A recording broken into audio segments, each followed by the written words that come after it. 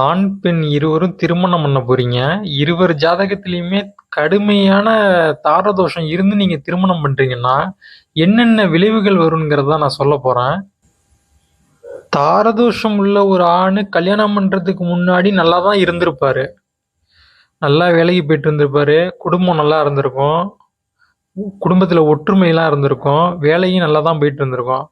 அந்த பொண்ண திருமணம் பண்ணதிலிருந்து வேலைய அவர விட்டு போயிருக்கும். குடும்பத்துல பிரச்சனை, வீட்ட விக்கிறது, இடத்த விக்கிறதுன்னு பெரிய நஷ்டத்த ஏற்படுத்திரும் அந்த நேரம். சிலருக்கு என்ன ஆகும்னா, நோயில கொண்டு விட்டுரும். சிலருக்கு ஆக்சிடென்ட் ஆகும். சிலர் வெளிநாட்டுல இருப்பாங்க. நல்லபடியா தான் வேலை பார்த்துட்டு இருந்திருப்பாங்க. திருப்பி ஊருக்கு வந்துருவாங்க. நாட்டுக்கு வந்துருவாங்க. வீட்ல தொடர்ந்து கெட்ட காரியங்களாவே நடந்துகிட்டு இருக்கும். இதெல்லாம் என்ன காரணம்னா, இப்ப நீங்க ஒரு வண்டி எடுத்துட்டு போறீங்க. ஸ்கூட்டியோ, பைக்கோ எடுத்து ஓட்டிட்டு போறீங்க. இடையில யாராவது ஒருத்தவங்க லிஃப்ட் கேட்குறாங்க. உங்களுக்கு நேரம் நல்லா தான் இருக்கும். லிஃப்ட் கேட்டவங்களுக்கு நேரம் சரியில்லாம இருக்கும். அவங்கள நீங்க லிஃப்ட் கேட்டு ஏத்திட்டு போறீங்கன்னா, அவங்க நேரம் உங்கள தாக்கும். அவங்கள ஏத்திட்டு போன நேரம் நீங்களும் கீழ போய் விழுந்துருவீங்க எங்கேயாவது போட்டு. அவங்க நேரம் உங்கள தாக்கும்.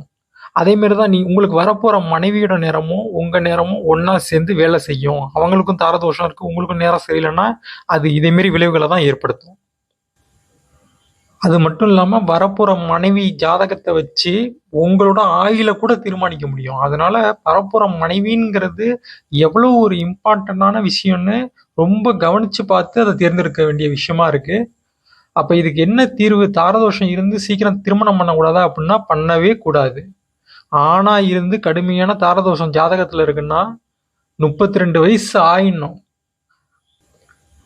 பெண்ணா இருந்தா 29 வயசுக்கு மேல பண்றது நல்லது.